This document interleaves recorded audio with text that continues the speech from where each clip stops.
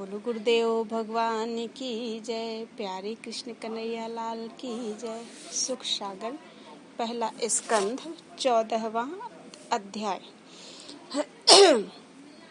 अर्जुन का द्वारिका से वापस आना और युधिष्ठिर का श्याम सुंदर का हाल पूछना।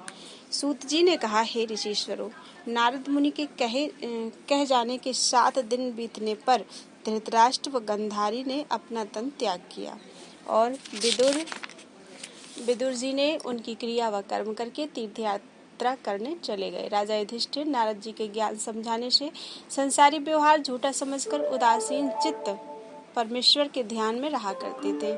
जब उन्हीं दिनों में श्री कृष्ण जी द्वारिकापुरी से गोलोक को पधारे, तब उनके बैकुंठ जाने से राजा को कलयुग के लक्षण मालूम हुए और बुरे बुरे स्वप्न दिखलाई देने लगे। मनुष्यों के स्वभाव में अधर्म, क्रोध, लोभ और कपट अधिक हो गया।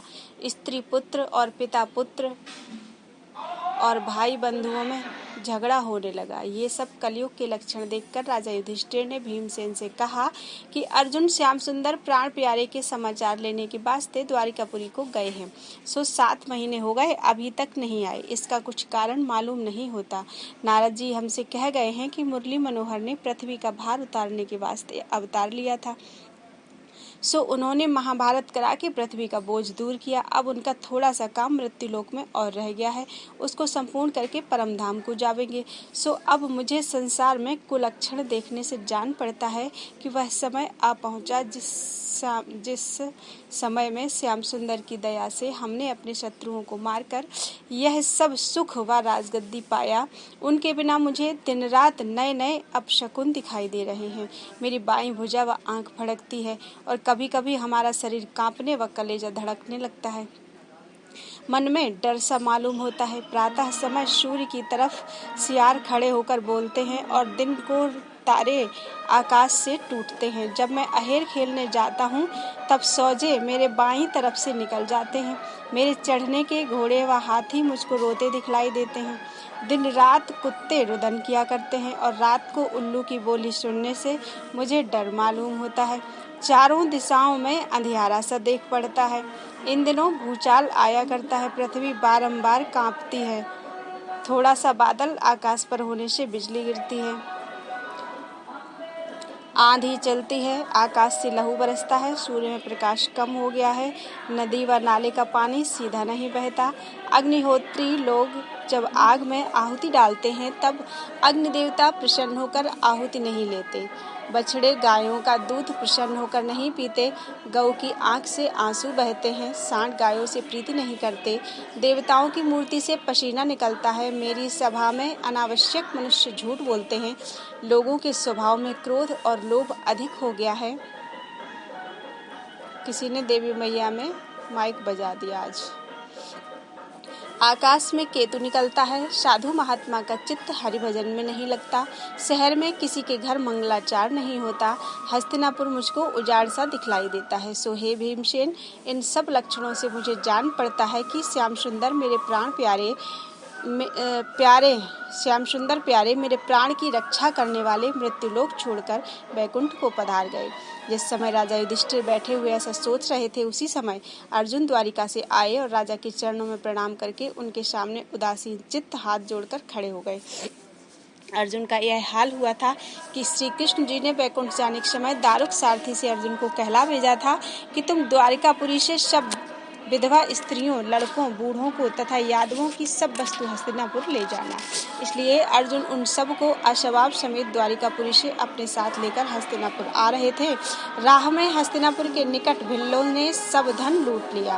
अर्जुन ने गांडीव धनुष चढ़ाकर बहुत से बाण उनको मारे, पर उन तीरों से कुछ काम न चला। सब वस्तु डाकू लूट ले गए। उस समय अर्जुन ने उदास होकर कहा कि अब हमारा ऐसा समय आ गया है कि जिस धनुष बाण से हमने भीष्म पितामह, कर्ण, जयद्रथ आदि कितने शूरवीरों को जीता था, वही तीर कमान रहने पर भी हम डाकुओं से हार गए। इससे मालूम होता है कि वह सब पराक्रम केवल श्याम सुंदर की कृपा से था। अब श्री दुखभंजन मेरी रक्षा करने वाले नहीं हैं, इसलिए मेरा सब बल व तेज जाता रहा।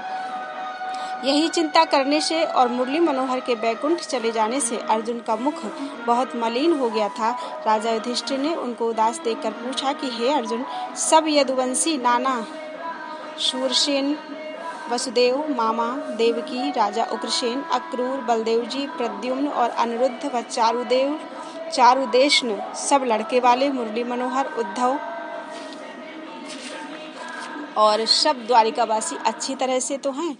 श्याम सुंदर मेरे प्राण प्यारे, जिन आदि पुरुष भगवान ने संसारी जीवों का मंगल करने के वास्ते यदुकुल में अवतार लिया है, सुधर्मा सभा में आनंद से तो हैं। हे अर्जुन, तुम बहुत उदास दिखलाई देते हो। तुम्हें कोई रोग तो नहीं हुआ? तुम बहुत दिनों तक द्वारिका में रहे हो। तुम्हारा अपमान तो किसी ने नहीं किया, अथवा किसी सभा में तुम्हारा अनादर तो नहीं हुआ? क्या तुमने किसी को कोई वस्तु देने को कहा था सो नहीं दे सके? तुमने किसी ब्राह्मण व महात्मा का अपमान तो नहीं किया? क्या कोई भूखा तुम्हारे घर आया था, उसको तुमने भोजन नहीं दिया? अथवा कोई ब्राह्मण बालक, बूढ़ा, रोगी, स्त्री अथवा शत्रु के डर से तुम्हारी शरण में आया और तुमने उसकी रक्षा नहीं की, इसलिए तुम्हारा मुख उदास और मलिन है? अथवा तुमने रजस्वला स्त्री से भोग तो नहीं किया? किसी छोटे मनुष्य से लड़ाई में हार तो नहीं गए, जिससे तुम्हारा तेज चला जाता रहा? अच्छी चीज भोजन करते समय तुमने बूढ़े व बालक देखने वालों को उसमें से न देकर अकेले तो नहीं खा लिया? अथवा श्याम सुंदर बिहारी मृत्युलोक छोड़कर बैकुंठ धाम को तो नहीं पधारे, इसीलिए तुम्हारी यह गति हुई? इसका हाल हमसे बतलाओ। बोलो वृंदावन बिहारी लाल की जय। 15वां अध्याय। अर्जुन का श्री कृष्ण चंद्र जी के अंतर्धान होने का हाल राजा युधिष्ठिर से कहना और परीक्षित को राजगद्दी पर बैठाकर द्रौपदी समेत 5 भाई पांडवों का उत्तराखंड में चले जाना और मुरली मनोहर के ध्यान में अपना तन त्याग करना। सूत जी ने शौनकादिक ऋषिश्वरों से कहा कि अर्जुन ये सब बातें राजा युधिष्ठिर से सुनकर कुछ नहीं बोले, पर श्याम सुंदर के चरणों का ध्यान धरकर इतना रोए कि उन्हें हिचकी आने लगी। बात कहने की सामर्थ्य नहीं रही। कुछ बेर बीते। अर्जुन ने मन को धैर्य देकर राजा युधिष्ठिर से कहा, हे पृथ्वीनाथ, मैं क्या कहूँ? श्याम सुंदर बिहारी हमको छोड़कर अंतर्धान हो गए। मैं उनको अपना भाई, मामा का बेटा जानता था। कदाचित हम लोग उन्हें परब्रह्म परमेश्वर जानकर उनकी सेवा करते तो भवसागर पार उतरकर आवागमन से छूट जाते, किंतु परमेश्वर की माया ऐसी प्रबल है जिसमें लिपटे रहने से हम लोगों ने उनको नहीं पहचाना। जिस तरह एक बेर चंद्रमा दक्ष प्रजापति के साप से बहुत दिनों तक समुद्र में जाकर रहे थे, यह बात सब कोई जानते हैं कि चंद्रमा के पास अमृत रहता है और मछलियाँ बड़े बड़े जलचर जीवों व मनुष्यों को खा जाने के डर से सदा अमृत पीने के वास्ते इच्छा रखती हैं और चाहती हैं कि हमको अमृत मिलता तो मरने से निर्भय होकर अमर रहती। सो चंद्रमा हजारों वर्ष तक मछलियों के साथ समुद्र में रहे। जिस तरह उन्होंने चंद्रमा को नहीं पहचाना, उनको समुद्र का एक जीव समझा, उसी तरह हम लोगों ने भी श्री कृष्ण को पूर्ण ब्रह्म न जानकर यदुवंशी जाना। अब यह बात समझकर हमको बड़ा सोच होता है। देखो, मैं उन्हीं की सहायता से बड़े बड़े राजाओं, वीरों को महाभारत में मारकर यह समझता था कि अपने पराक्रम से इनको मारता हूँ। अब मुझे इस बात का विश्वास हुआ कि श्याम सुंदर की दया से मैंने सबको जीता था। जब से वह मुझे यहाँ छोड़कर बैकुंठ को चले गए, तब से मेरा पराक्रम कुछ काम नहीं करता। देखो, मैं वही अर्जुन हूँ और वही धनुष बाण और वही मेरी भुजाएं हैं जिनसे मैंने महादेव, गंधर्व, इंद्र और मैं नाम राक्षस को लड़ाई में जीता था। भीष्म, पितामह, कर्ण और जयद्रथ आदि बड़े बड़े शूरवीरों को मारा और कैसे कैसे राजाओं को विजय करके यज्ञ करने के वास्ते द्रव्य लाया और अश्वत्थामा की मणि निकाल लिया था। सो अब वह शास्त्रादिक रहने पर भी एक श्याम सुंदर के बिना राह में डाकुओं से हार गया। वह लोग मुझे जीत कर सब धन और स्त्री आदि को द्वारिका से अपने साथ लाया था लूट ले गए। इसलिए मैं उदास हूँ। जिस स्थान पर हमको विपत्ति पड़ती थी, उसी जगह उनका सुदर्शन चक्र हमारी रक्षा करता था। अब उनके बिना किस तरह मैं प्रसन्न रहूं? जब महाभारत में कर्ण आदि वीरों ने अनेक प्रकार से मुझे मारने के वास्ते चाहा, तब मुरली मनोहर रथ हाँकते समय हमारे आगे खड़े हो गए और मुझे अपने पीछे रखकर मेरी रक्षा की। मुझको धैर्य देकर कहते थे, तू मत डर, भीष्म व कर्ण आदि सब योद्धा मरे हुए हैं। उनकी कृपा से मेरे शरीर पर शास्त्रादिक का कोई घाव नहीं लगता था। जैसे कोई साधु महात्मा का अशुभ चाहे तो परमेश्वर की दया से उसका कुछ नहीं बिगड़ता। श्याम सुंदर हमारे शत्रुओं का आयुर्बल अपनी दृष्टि से छीन कर जाते थे। जब लड़ते समय मैं कभी कभी उनसे खेद के साथ कहता था कि जल्दी जल्दी रथ क्यों नहीं हाँकते। तब वह दीनानाथ मुझे अपना भक्त और बालक जानकर कुछ बुरा नहीं मानते थे। हे राजन, मैंने उन्हीं की दया और कृपा से बड़े बड़े प्रतापी राजाओं के सामने मत्स्य वेद कर द्रौपदी को स्वयंवर में से लाया और तुम्हारे मना करने पर भी उनका मन पाकर कौरवों के सम्मुख प्रकट हुआ था। जब दुर्वासा ऋषीश्वर ने कौरवों के भेजने से आधी रात को वन में जाकर हमसे भोजन मांगकर शाप देने की इच्छा की, उस समय श्री कृष्ण जी दीनानाथ हम लोगों को अपना भक्त जानकर वहां आए और ऋषीश्वर के शाप से बचाकर उनसे आशीर्वाद दिलाया। ये बातें याद करके मेरी छाती शोक और चिंता से फटी जाती है। जैसे मुर्दे को कपड़ा व गहना पहनाकर बैठा दिया जाए, वही हाल श्याम सुंदर के चले जाने से समझना चाहिए। हे पृथ्वीनाथ, मैं उनके साथ थाली में भोजन करके एक सैया पर सोता था और वह परब्रह्म नारायण होकर मेरा इतना आदर करते थे। सो कहो, इस तरह से हमारी कौन रक्षा और सम्मान करेगा और किसके आश्रय व भरोसे पर हम उतना घमंड रखेंगे। जब श्री कृष्ण जी महाभारत करा के यहाँ से द्वारिकापुरी को गए, तब उन्होंने मन में विचार किया कि यह सब यदुवंशी हमारे कुल में बड़े बलवान उत्पन्न हुए हैं। मेरे जाने के उपरांत उपद्रव करके संसारी जीवों को बड़ा दुख देंगे, इसलिए अपने सामने इन लोगों का भी नाश कर देना उचित है। पर अपने हाथ उनका मारना अधर्म समझकर दुर्वासा ऋषीश्वर से शाप दिलवा दिया। तब 56 करोड़ यदुवंशी इस तरह आपस में लड़कर मर गए, जिस तरह समुद्र में बड़े जीव छोटे छोटे जीवों को खा जाते हैं। सो हे धर्मराज, यह बात कहते हुए इसी समय मेरे प्राण शरीर से निकल जाते, पर श्याम सुंदर ने दारुक नाम का सारथी से यह बात मुझे कहला भेजा था कि स्त्रियों, बालकों और बूढ़ों को द्वारिका से हस्तिनापुर ले जाना और मेरे वियोग का शोक मत करना। हमने गीता में जो कुछ ज्ञान तुमको बतलाया है, उसी के अनुसार शरीर को झूठा तथा चैतन्य आत्मा को सत्य जानकर संसारी माया मोह में मत लिपटना। वही ज्ञान समझकर मैंने संतोष किया है, नहीं तो अब तक मेरे प्राण निकल जाते। सो हे पृथ्वीनाथ, अब जीने का कुछ सुख नहीं है। अब इसी में भला है कि हम लोग भी अपना तन तपस्या में गला डालें। जब इतनी बात कहकर अर्जुन अति विलाप करके रुदन करने लगे, तब राजा युधिष्ठिर, भीमसेन आदि अपने भाइयों के साथ बड़े जोर से रोकर बोले, हे अर्जुन, अब हम लोग भी जीकर क्या करेंगे और यह राजपाट हमारा किस काम आवेगा। अब हमें यहाँ रहना उचित नहीं है। परीक्षित को राजगद्दी देकर हम लोग बद्री केदार में चलकर अपना शरीर त्याग करें। युधिष्ठिर की यह बात सब भाइयों ने मान ली। जब रोने का शब्द महल में पहुंचा और श्याम सुंदर के अंतर्धान होने का हाल स्त्रियों को मालूम हुआ, तब कुंती और द्रौपदी आदि ने रो पीट कर इतना शोक किया जिसका हाल वर्णन नहीं किया जा सकता। कुंती ने उसी खेद में श्याम सुंदर के चरणों का ध्यान धरकर अपना तन त्याग दिया और राजा युधिष्ठिर ने पुरोहित को बुलाकर हस्तिनापुर की राजगद्दी पर परीक्षित को बैठा दिया तथा इंद्रप्रस्थ और मथुरा का राज्य वज्रनाभ बालक को, जो श्याम सुंदर के कुल में बच गया था, देकर राजा युधिष्ठिर, अर्जुन, भीमसेन, नकुल व सहदेव पांचों भाई और उनकी स्त्री द्रौपदी ने अपना अपना वस्त्र उतार डाला और एक एक लंगोटी व चादर पहनकर राजमंदिर से बाहर निकले। उस समय जो ब्राह्मण व कंगाल वहां पर आए, उनको मुंह मांगा द्रव्य देकर उत्तराखंड को सुधारे। जो कुछ ज्ञान श्री कृष्ण जी ने अर्जुन को गीता में बतलाया था, उसकी चर्चा आपस में करते हुए कुछ दिनों तक श्याम सुंदर का ध्यान व तपस्या किया और फिर हिमालय में जाकर हरिचरणों का ध्यान करते हुए पहले नकुल, उसके पीछे युधिष्ठिर और चारों भाइयों ने द्रौपदी के साथ अपना अपना तन गला दिया। विदुर जी ने प्रभास क्षेत्र में जाकर अपना शरीर त्याग दिया। राजा परीक्षित राजगद्दी पर बैठकर धर्म के साथ प्रजा का पालन करने लगे। न्याय से राज्य करके प्रजा को प्रसन्न रखा और 3 बार अश्वमेघ यज्ञ करके कलयुग को दंड दिया। अपना विवाह राजा विराट की पौत्री से किया। वे दान और धर्म में इतना खर्च करते थे कि एक बेर यज्ञ करते समय उनके पास द्रव्य नहीं रहा। तब श्याम सुंदर का ध्यान करने से बहुत धन उनको मिल गया और यज्ञ अच्छी तरह संपूर्ण हुआ।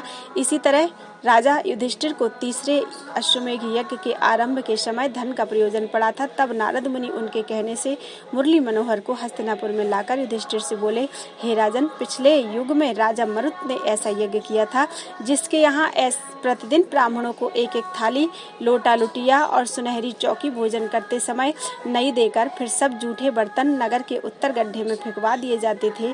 यज्ञ होने के उपरांत जितना सोने का बर्तन बच गया था, वह आज तक उस नगर के दक्षिण तरफ गड़ा हुआ है। तुम उन बर्तनों को मंगवाकर अपना यज्ञ करो। सो राजा युधिष्ठिर ने वही बर्तन मंगवाकर यज्ञ में खर्च किया था। श्याम सुंदर अपने भक्तों की सब इच्छा पूर्ण करते हैं। इतनी कथा सुनकर शौनकादिक ऋषीश्वरों ने पूछा कि राजा परीक्षित ने कलयुग को किस वास्ते दंड दिया। सूत जी ने कहा कि जब राजा परीक्षित 7 द्वीपों के राजाओं को जीतकर अपने अधीन कर चुके, तब उन्होंने विचारा कि राजा युधिष्ठिर के राज्य भोगने तक द्वापर युग था, अब कलयुग आया, सो हम अपने राज्य में कलयुग को रहने नहीं देंगे। ऐसा विचार कर राजा परीक्षित यह हाल देखने के वास्ते कि हमारे राज्य में कलयुग ने प्रवेश किया या नहीं, दिग्विजय करने निकले। सो जिस देश में पहुंचते थे, वहां मनुष्यों को अपने कर्म व धर्म से परमेश्वर का ध्यान और चर्चा करते देखकर नारायण जी का गुण गाते थे, क्योंकि कलयुग ने अभी तक वहां प्रवेश नहीं किया था। राजा अपनी प्रजा से कहते थे कि तुम लोग इसी तरह अपने कर्म व धर्म पर स्थिर रहना। जिस देश में परीक्षित की सेना पहुंचती थी, उस देश के राजा उनका तेज और प्रताप देखकर उनसे मिलते और बहुत सी भेंट देकर विनय करते थे कि हम लोग राजा युधिष्ठिर और अर्जुन के समय से तुम्हारे अधीन हैं। यह बात सुनकर परीक्षित सब राजाओं का सम्मान करते थे, किसी को दुख नहीं देते थे, और जो लोग उनके बड़ों का यश गाते थे उनको सिरों पाँव देकर विदा कर देते थे। इसी तरह राजा परीक्षित ने दिग्विजय करते हुए कुरुक्षेत्र में नदी के किनारे पहुंचकर क्या देखा कि एक वृक्ष के नीचे एक बैल एक पैर से खड़ा है, उसके 3 पांव टूटे हुए हैं और एक दुबली पतली गौ रोती और कांपती हुई उसके पीछे खड़ी है। वे दोनों आपस में कुछ बातें करते हैं। बैल और गाय का यह हाल देखकर राजा अपने धर्म व दया से एक वृक्ष की ओट में खड़े होकर उनकी बातें सुनने लगा। फिर राजा ने क्या देखा कि एक शूद्र श्याम रंग भयानक रूप राजा का वेश बनाए दूर से उस बैल और गाय की तरफ चला आता है। बोलो वृंदावन बिहारी लाल की जय। 16वां अध्याय। बैल रूपी धर्म व गाय रूपी पृथ्वी की बातचीत और राजा परीक्षित का वृक्ष की ओट से सुनना। सूत जी ने शौनकादिक ऋषीश्वरों से कहा कि उस बैल रूपी धर्म ने गाय रूपी पृथ्वी से पूछा कि तुझको क्या दुख प्राप्त हुआ जो रोती है? कदाचित तुझे मेरे तीनों पैर टूट जाने का शोक हो, तो इसका कारण यह है कि कलयुग में बहुत पापी मनुष्यों ने उत्पन्न होकर अपना धर्म और कर्म छोड़ दिया है और शुभ कर्म संसार से उठ गया है। कलयुग में लोग यह चाहते हैं कि दामाद से रुपया लेकर अपनी कन्या का विवाह करें, और पुत्र का पालन इस विचार से नहीं करते कि वह तरुण होने पर बाप के साथ झगड़ा करेगा। ब्राह्मण लोग वेद पढ़ने में आलस्य करते हैं और शूद्र वेद पुराण पढ़ने की इच्छा रखते हैं। क्षत्रियों ने ब्राह्मणों की रक्षा और सेवा करना छोड़ दिया है। राजा लोग प्रजा से दोनों फसलों का अन्न ले लेते हैं, और यदि कुछ लगान फिर बाकी रह जाता है तो कहते हैं कि अपना बेटा या बेटी बेच कर दे देंगे। अथवा तू इस वास्ते रोती है कि श्याम सुंदर बिहारी जो तेरे ऊपर अपना चरण कमल रखते थे, संसार से बैकुंठ को पधारे और कलयुग में अधर्मी राजा होकर तेरे ऊपर भोग करेंगे। अपने मन का हाल हमसे बतला। यह वचन सुनकर गऊ ने कहा, तुम सब बातें जानबूझकर मुझसे क्या पूछते हो? जिस कारण तुम्हारे 3 पैर तप, क्षमा और दया के टूट गए, केवल एक पांव सत्य रह गया है, उसी लिए मेरा रोना भी समझो, क्योंकि मनुष्यों का सुख धर्म और दया से है। जब मनुष्यों ने धर्म, क्षमा और दया छोड़ दिया, तब वह परमेश्वर को नहीं जान सकता, और यह बात नहीं जानता कि धर्म करने से ज्ञान होता है। कोई मनुष्य कहते हैं कि मेरा मन संसार से विरक्त नहीं होता, सो बिना ज्ञान प्राप्त हुए संसारी मोह छूटना बहुत कठिन है। मैं चारों वर्णों के मनुष्यों और राजा लोगों के लिए शोक करती हूँ कि कलयुग आने से सबको दुख होगा। मेरा अधिक रोना इस वास्ते है कि वृंदावन बिहारी बैकुंठ को पधारे। जब मुरली मनोहर के चरण कमल रखने से शंख, चक्र, गदा, पद्म के आकार मेरे ऊपर बन जाते थे, तब मुझे बहुत आनंद होता था। ऐसा कौन जीव जगत में है जिसे श्याम सुंदर के अंतर्धान होने से शोक न हुआ हो? तो 36 गुण श्याम सुंदर में थे, उनका वर्णन तुमसे करती हूँ। सत्य बोलना, आचरण से रहना, हृदय में धैर्य रखना, क्षमा करना, संसारी माया मोह से विरक्त रहना, जो कुछ परमेश्वर देवे उसमें संतोष रखना, मीठे वचन बोलना, मन और इंद्रियों को वश में रखना, सब छोटे बड़ों को बराबर जानकर किसी का अपमान न करना, किसी के दुर्वचन कहने से बुरा ना मानना, किसी काम में जल्दी ना करना, सुनी हुई बात याद रखना, अपना कहा हुआ वचन ना भूलना, ज्ञान को स्थिर रखना, मन में वैराग्य रखकर स्त्री और पुत्रों से अधिक मोह ना रखना, धन पाकर किसी से अभिमान की बात ना बोलना, बल अधिक होने से घमंड ना करना, सबसे श्रेष्ठ होना, सब विद्याओं का जानना, दूसरे का दुख देखकर दुखित होना, किसी से न डरना। जो कोई अपना दुख कहे उसका हाल हाल मन लगाकर सुनना, भूत भविष्य वर्तमान तीनों कालों की बातें जानना, अपने मन का हाल किसी से न बतलाकर समुद्र के समान गंभीर रहना, धर्म की तरफ से मन नहीं फेरना, धर्म और वेद की रक्षा करना, संसार में ऐसी कीर्ति करना जिसमें सब कोई भला कहे, आंखों में शील रखना, किसी जीव को दुख ना देना, जो कोई दीन होकर अपना अर्थ कहे उसकी इच्छा पूर्ण करना, परमेश्वर का ध्यान करते रहना, सबसे अधिक बलवान होना, तीनों लोकों में किसी सूरवीर को कुछ न समझना, साधु ब्राह्मण और महात्मा का आदर करना, परोपकार करना। सो हे बैल रूपी धर्म, श्याम सुंदर को इन सब गुणों के होने पर भी कुछ अहंकार नहीं था। 36 गुणों के सिवा और भी बहुत से शुभ कर्म उनमें थे। जिस समय उनको याद करती हूँ उस समय मेरा कलेजा फट जाता है। देखो, जिस लक्ष्मी के मिलने के वास्ते सब देवता और संसारी मनुष्य इतना तप और जप करते हैं, वही लक्ष्मी कमल वन को छोड़कर दिन रात श्याम सुंदर की सेवा में रहती है। ऐसी मुरली मनोहर की मैं दासी हूँ। जब द्वापर के अंत में तुम्हारे 2 पैर टूट गए और मैं कंसादिक राजाओं के अधर्म करने से दुखी हुई थी, तब बैकुंठनाथ ने यदुकुल में अवतार लेकर हमारा और तुम्हारा दुख छुड़ाया और अपनी कीर्ति संसार में फैलाई। ऐसे परोपकारी के वियोग का दुख कौन सह सकता है। गाय रूपी पृथ्वी बैल रूपी धर्म से यह कहती थी और राजा परीक्षित खड़े सुनते थे। बोलो वृंदावन बिहारी लाल की जय। 17वां अध्याय, कलयुग का बैल रूपी धर्म व गो रूपी पृथ्वी के पास आना। कलयुग व राजा परीक्षित से बातचीत होना। परीक्षित का कलयुग के रहने के वास्ते स्थान बतलाना। सूत जी ने शौनकादिक ऋषीश्वरों से कहा कि उसी समय रथ पर सवार वह शूद्र बहुत सी सेना साथ लिए राजाओं का वेश बनाए, काले कपड़े और मुकुट पहने, सोटा हाथ में बांधे, गाय और बैल के पास आकर रथ से उतर पड़ा और बैल व गाय को पैर से ठोकर मारकर धमकाने लगा। उसका रूप देखकर वे दोनों ऐसे डर गए कि गाय आंखों से आंसू बहाने लगी और बैल ने मल व मूत्र कर दिया। जब ऐसा अधर्म राजा परीक्षित से नहीं देखा गया, तब राजा ने बाण निकालकर धनुष पर चढ़ाया और बड़ा क्रोध करके कलयुग से कहा, मैं 7 द्वीपों का राजा हूँ, तू किस देश का राजा है जो हमारे राज्य में राजाओं का बेस बनाकर मेरी प्रजा को दुख देता है। राजाओं का यह धर्म नहीं है कि वह किसी को दुख दे। श्री कृष्ण जी महाराज त्रिलोकीनाथ मृत्युलोक से अंतर्धान हुए और हमारे दादा गांडीव धनुष धारण करने वाले अर्जुन बैकुंठ को गए, इसलिए तू पृथ्वी को बिना राजा के समझकर गाय और बैल को ऐसा दुख देता है। अधर्म करना छोड़ दे, नहीं तो अभी तुझको मारे डालता हूँ। कलयुग यह बात सुनते ही राजा के डर से चुपचाप खड़ा हो गया। तब राजा ने बैल से पूछा कि तुम कौन हो और तुम्हारे 3 पैर किसने तोड़े।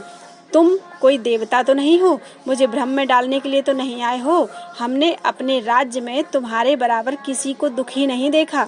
अब तुम कुछ शोक मत करो, मेरे मिलने से तुम्हारा सब डर छूट गया, तुम्हारा दुख मैं दूर करूंगा। राजा यह वचन बैल से कहकर फिर गाय से बोले, तू मत रो, अधर्मी व पापियों को दंड देने वाला मैं तैयार हूँ। बोले, मैं तैयार हूँ। राजाओं का यही धर्म है कि चोर और कुकर्मी मनुष्यों को दंड देवे। जिस राजा के देश में प्रजा दुख पावे उसके 4 गुण नष्ट हो जाते हैं। एक तो उसकी कीर्ति नहीं रह जाती, दूसरे आयुर्दाय कम हो जाती है, तीसरे ज्ञान नष्ट हो जाता है, चौथे परलोक बिगड़ता है। राजाओं को चाहिए कि जो उनके राज्य में दुखी हो उसका दुख छुड़ा दिया करें। इतना धर्म राजा को रखने से फिर कुछ तप व जप करने का प्रयोजन नहीं रहता। इस वास्ते मैं इस शूद्र को मार डालूंगा, यह संसारी जीवों को बहुत दुख देता है। यह बात पृथ्वी से कहकर राजा ने बैल से फिर पूछा, तुम्हारा पैर किसने तोड़ा, जल्दी मुझे बतलाओ, उसके हाथ हम काट डालेंगे। मैं श्री कृष्ण चंद्र का दास हूँ, तुम्हारा दुख न छुड़ाऊंगा तो मेरे कुल में दोष लगेगा। कदाचित कोई देवता भी मेरे राज्य में आकर किसी को दुख देवे तो मैं उसे भी मार सकता हूँ। मनुष्य की क्या सामर्थ्य है जो किसी को दुख दे सके। यह बात सुनते ही बैल रूपी धर्म अपना सिर झुकाकर राजा से बोला, पांडवों के वंश में सब राजा इसी तरह धर्मात्मा होते आए हैं, उनके राज्य में किसी ने दुख नहीं पाया। तुम्हारे दादा अर्जुन ऐसे धर्मात्मा और हरिभक्त थे जिनके त्रिलोकीनाथ श्री कृष्ण जी सारथी हुए थे। तुमको यही उचित है कि तुम सदा गरीब व दुखी लोगों का ध्यान रखा करो। मैं वेद शास्त्र के वचन से लाचार हूँ, यह नहीं जान सकता कि मुझको किसने दुख दिया। इसलिए मैं किसका नाम बतलाऊं? जिसका नाम बतलाऊंगा उसका तुम संकोच करोगे। अपने प्रारब्ध का फल भोगता हूँ। यह बात जगत में प्रकट है कि सब कोई अपने अपने अधर्म के बदले दुख पाते हैं। किसी को अपने मन के संकल्प विकल्प से दुख होता है। कोई कहते हैं कि सब मनुष्य दुख व सुख परमेश्वर की इच्छा से भोगते हैं, पर इस बात का विचार करना चाहिए कि परब्रह्म परमेश्वर को जिनकी इच्छा से सब जीव उत्पन्न होते हैं, क्या प्रयोजन है जो किसी को दुख देवें। नारायण जी को इस बात का दोष लगाना उचित नहीं है। कोई कहते हैं कि मनुष्य अधर्म करने से दंड पाता है, सो अधर्म करने में भी मनुष्य का कुछ वश नहीं रहता, क्योंकि मनुष्य की इच्छा पूर्वक सब बातें नहीं होती। कोई कहते हैं कि दुख शत्रु से पहुंचता है, मित्र किसी को कुछ दुख नहीं देता, इसलिए शत्रु का उत्पन्न करना भी अपने अधीन समझना चाहिए, क्योंकि जब तक मनुष्य माता के पेट में रहता है तब तक उसका कोई शत्रु नहीं होता। जब मनुष्य उत्पन्न होकर शयाना होता है तब लोगों से विरोध करके अपना शत्रु आप खड़ा करता है। इस कारण मैं किसी का नाम नहीं बतला सकता कि किसने हमको दुख दिया है। तुम अपनी बुद्धि से जान लो। जब परीक्षित ने यह सब ज्ञान बैल रूपी धर्म से सुनकर श्री कृष्ण जी के चरणों का ध्यान किया, तब उनको अंतःकरण की शुद्धता से मालूम हुआ कि यह बैल रूपी धर्म है, गो रूपी पृथ्वी है और शूद्र रूपी राजा कलयुग है। इसी शूद्र ने धर्म के पैर तोड़े हैं और पृथ्वी को दुख दिया है। इस पृथ्वी के मालिक परमेश्वर थे, सो परम धाम को गए। इसी कारण पृथ्वी चिंता करती है। पापी का नाम लेने से पाप व धर्मात्मा का नाम लेने से पुण्य होता है। इसी वास्ते बैल रूपी धर्म ने कलयुग को पापी समझकर उसका नाम नहीं बतलाया। पहले धर्म के चारों पैर तप, सत्य, शौच और दया स्थिर थे। कलयुग में अब अधिक पाप होने से धर्म के 3 पैर टूट गए। धर्म के 3 पैर तप, शौच और दया के टूट जाने से मनुष्यों में अहंकार, परस्त्री गमन और मदिरापान हो गया है। धर्म का केवल 1 पैर सत्य रह गया है, उसको भी यह कलयुग तोड़ना चाहता है। राजा ने मन में यह बात विचार कर बैल और गाय को धैर्य दिया और बड़े क्रोध से तलवार निकालकर कलयुग को मारने दौड़े। जब कलयुग ने देखा कि यह धर्मात्मा राजा क्रोध से भरा हुआ मुझे मारना चाहता है और मैं ऐसी सामर्थ्य नहीं रखता जो इसके साथ लड़ सकूं, यह विचार कर कलयुग राजा के चरणों पर गिर पड़ा और अपने प्राण बचाने के वास्ते विनती करने लगा। तब राजा ने अपने धर्म व दया से तलवार न चलाकर कहा, हे कलयुग, जहाँ तक राजा युधिष्ठिर और हमारे दादा अर्जुन का राज्य था वहाँ तक तुझे नहीं रहना चाहिए।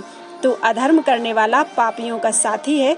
जिस राजा के देश में रहेगा उस राजा का मन अधर्म करने में लगेगा। तुझ में लालच, अहंकार, झूठ, कपट, झगड़ा, काम और मोह भरा हुआ है। इसलिए भरत खंड में जहाँ तक हमारा राज्य है और सब लोग अपने धर्म व कर्म से हैं, मत रहो। इस भरत खंड में मनुष्य तप, यज्ञ, दान, धर्म, व्रत और परमेश्वर की पूजा करने से अनेक प्रकार के सुख पाकर मुक्त पदवी को पहुँचते हैं। उनको कभी दुख नहीं होता। ऐसी जगह तू रहकर विघ्न करेगा और तेरे रहने से पाप अधिक होगा। मेरा कहना मान, नहीं तो तेरे प्राण बचना दुर्लभ है। कलयुग ने हाथ जोड़कर गिड़गिड़ाकर राजा से विनय किया, महाराज, आप धर्मात्मा और न्याय करने वाले हैं, मेरी प्रार्थना सुनिए। ब्रह्मा जी ने सतयुग, त्रेता, द्वापर और कलयुग 4 युगों को बनाकर उनकी अवधि निश्चित कर दी है। सो सतयुग, त्रेता और द्वापर तीनों युग अपना अपना राज्य भोग चुके। मैं कलयुग हूँ, अब मेरे भोग करने का समय आया। मुझे आप आज्ञा देते हैं कि मैं आपके राज्य में ना रहूं। आपका राज्य तो 7वें द्वीपों में है, फिर मैं कहाँ जाकर रहूं? ब्रह्मा जी ने 4 युग की जो अवधि निश्चित कर दी है वह किसी तरह मिट नहीं सकती। हे पृथ्वीनाथ, आप मेरे अवगुणों की तरफ देखते हैं किंतु गुणों की तरफ ध्यान नहीं देते। मुझ में एक बड़ा गुण है, वह आपसे कहता हूँ। सतयुग में जिस राज्य में एक मनुष्य पाप करता था उस राज्य भर के मनुष्य दंड पाते थे। त्रेता में एक मनुष्य के अपराध करने से गांव भर दंड पाता था। द्वापर में अधर्म करने से परिवार भर को दंड मिलता था, मतलब एक गलती करे तो पूरे परिवार को दंड मिलता था।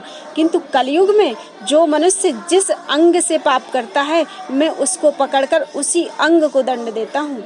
दूसरे युगों में मानसी पाप करने से मनुष्य को दंड मिलता था, किंतु कलयुग में मानसी पाप नहीं होता पर मानसी पुण्य का फल मिलता है। जब यह बात सुनकर राजा परीक्षित को दया नहीं आई, तब फिर कलयुग बोला, हे पृथ्वीनाथ, मुझ में एक गुण और बहुत बड़ा है। सतयुग में जो कोई परलोक बनाने के वास्ते 10,000 वर्ष तप करता था तब उसकी इच्छा पूर्ण होती थी।